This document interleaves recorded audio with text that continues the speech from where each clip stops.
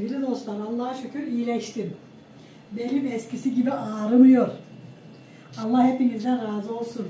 Şimdi size böyle harika bir kızartmalı,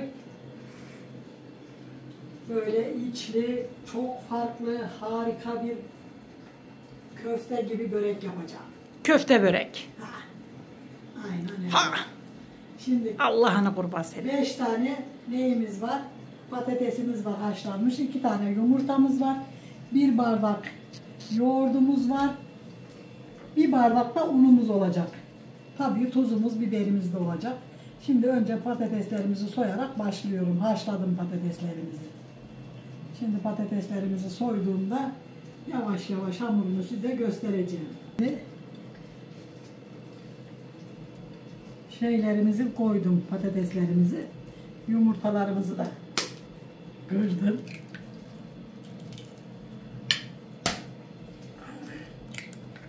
İki tane. Şimdi yoğurdumuzu da koydum.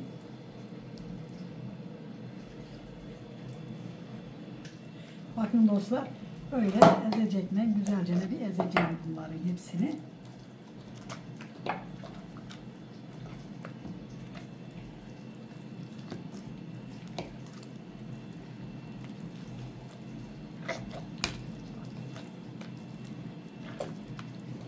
Şöyle birazcık çörek otu atıyorum dostlar. Siz de ne istiyorsanız onu atabilirsiniz. Şöyle patatese yakışır azıcık kimyon atıyorum.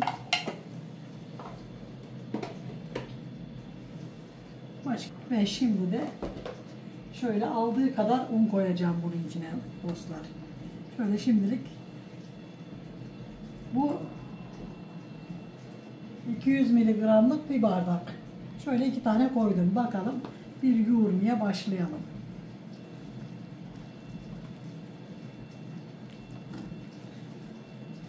Bir kaşık da kızım şu tereyağımızdan koysana hamuruna.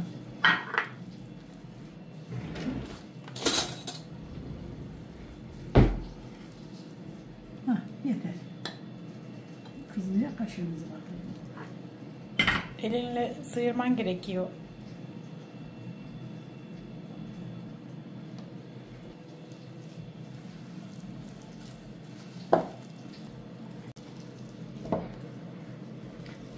Yeter.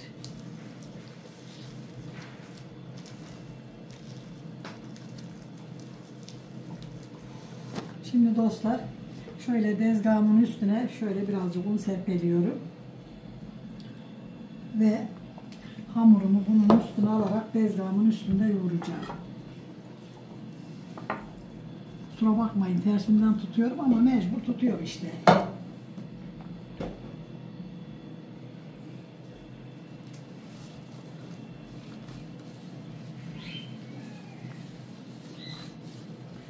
Tabağımızı iyice sıyıralım ki dostlar kalmasın. Yoğurduktan sonra da tekrar bunun içine koyacağız Allah izin verirse. Bakın dostlar ele yapışmayan çok güzel bir hamurumuz oldu. Patates parçacıklarımız var ama ben bilerek yani böyle daha güzel olacağını düşündüğüm için yaptım. Şimdi bakın şöyle kabımıza koyuyorum ve birazcık dinlenmeye bırakıyorum. Sonra da ben içini hazırlayacağım. Kızım bu mayalanmayacak. Üstünü bundan streçlememize gerek yok. Şöyle bezimizi kapatalım. Şöyle ve dinlenmeye bırakalım. Şimdi un koydum. Bu hamura. Evet. O hamura 5 bardak un koydum. Patatesin dışında. Şimdi içi için yoğurduğumuz hamurun içi için şöyle bir parça göğüs, bir tane de butumuz var. Butumuz niye var onu açıklayabileyim dostlar. Yüksek ses. Sade buttan da olur ama bunun lezzeti bunda yoktur. Çok lezzetli oluyor. Onun için de ne yapıyorum? Hemen şöyle bunun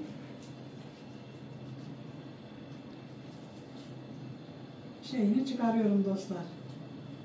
Etini bakın gayet güzel. Hiç şey olmadan yani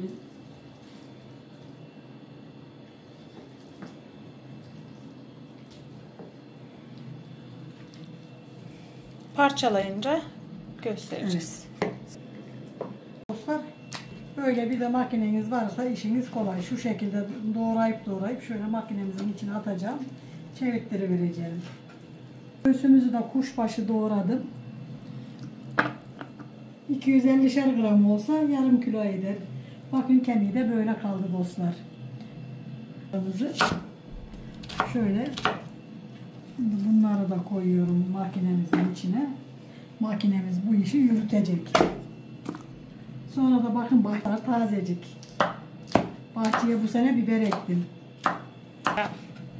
Bakın dostlar, biberlerimizi de hemen böyle.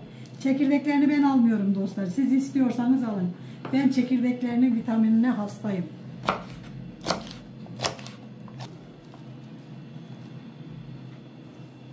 Bakın dostlar, çok güzel. Çabucak oldu. Çabuk kıyma. Her şeyi hemen hazırca oldu. Eskiden elimizde kıyacağız diye ölüp bitiyorduk. Allah bunu icat edenden razı olsun. Her kim icat etmişti biz hanımların işini kolaylaştırmışlarsa. Şu an bunu kavuracağız. Kavurduktan sonra Ha dostlar, bu arada da sevgili Murtaza'm burada. Benim Murtaza'm değil, kızımın Murtaza'sı. Dayısı ona hediye getirmiş kızıma. Gerisini de kızım anlatsın da duyalım. teşekkür ederim dayıcığım. O kadar. Çok mutlu oldum ama. Eli... Dostlar, bakın kızımın Murtaza'sı. Tanıştırayım sizi. Şöyle otursun bakalım. Bakın. Bize yemekle eşlik etsin Murtaza. Murtaza'ya kızım bana yapmadığı kahveyi Murtaza'sına yaptı. Murtaza'm benim aşk böceğim. Şöyle Murtaza'sıyla bak böyle gayet güzel. Sohbet ediyoruz, arkadaşız, yoldaşız, candaşız. Yani benim kızımın Murtaza'sı. Murtaza'm da Murtaza'm diyor. Anlamadım yani ben bu kızın Murtaza sevdasını. Bakın dostlar, güzelce kavruldu. Suyunu çekti yani, hiç suyu kalmadı.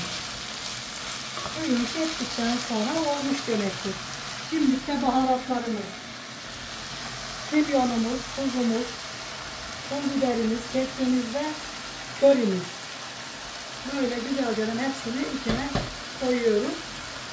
Sonra da güzelce karıştırıyoruz ve şöyle biraz içine sinene kadar karıştırıyoruz. Dostlar, ve şöyle şuraya alıyorum. Maydanozlarımızı da şöyle küçük küçük mümkün olduğu kadar küçük doğrayarak maydanozlarımızı da doğradık mı işte içimiz hazır. Hemen yapmaya geçeceğiz.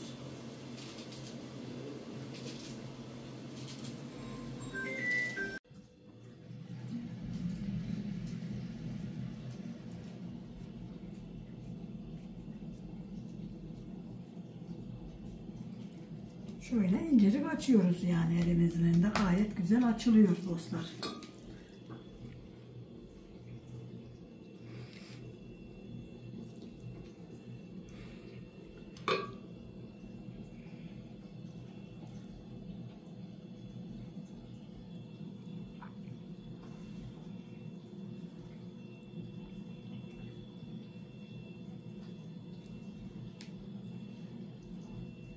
Fazla hamurlarını alıyoruz.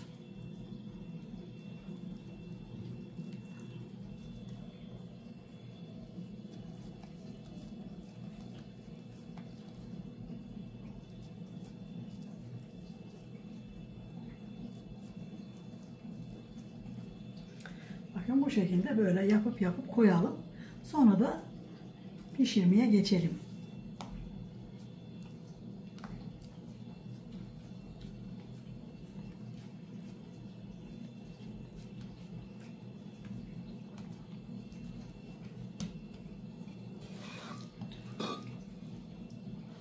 Gerçekten mükemmel oluyor. Misafiriniz geldiğinde kolay. Hemen. Sevgili dostlar, dediğinizi duyar gibiyim. Sana kolay diyorsunuz bana.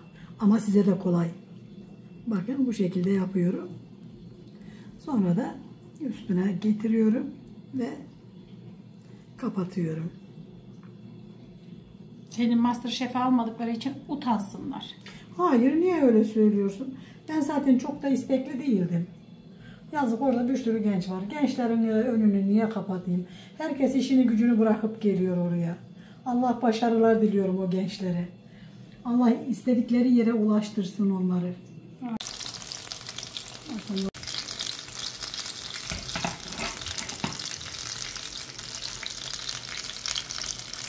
Mümkün olduğu kadar kısık ateşte kızartırsak daha bir güzel olurlar.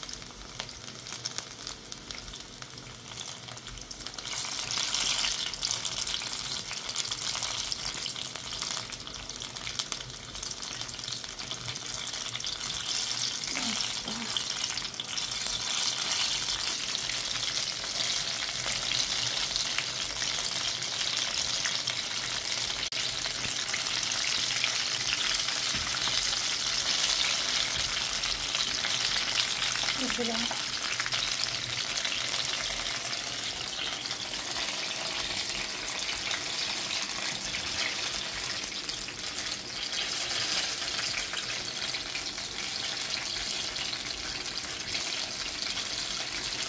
İçine vur.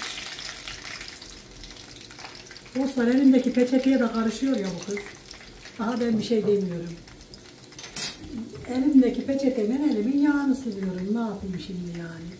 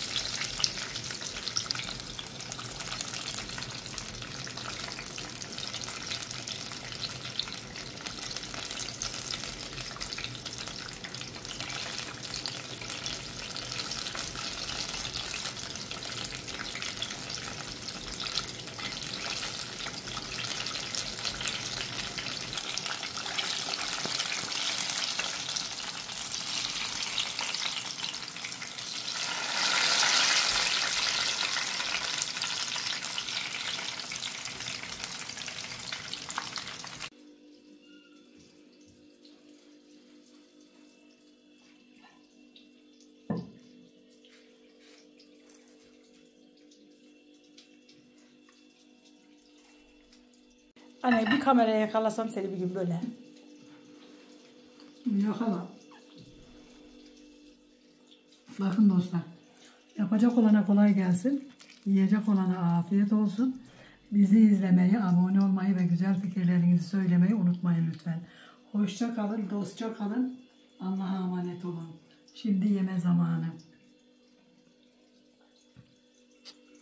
Görüşürüz. Hoşça kal anneciğim.